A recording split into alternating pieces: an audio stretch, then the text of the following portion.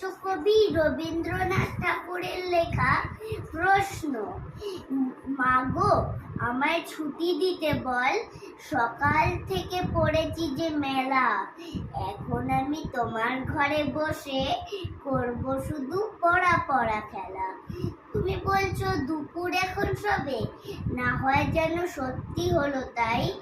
একদিনও কি দুপুর বেলা হলে বিকেল হলো মনে করতে নাই?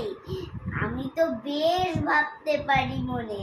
সূর্যি ডুবে গেছে মাঠের শেষে, বাগদি বুড়ি চুবড়ি ভরে নিয়ে শাক তুলেছে পুকুর ধারে এসে। আধার হলো মাদার গাছের তলা, কালি হয়ে এলো দিঘির জল।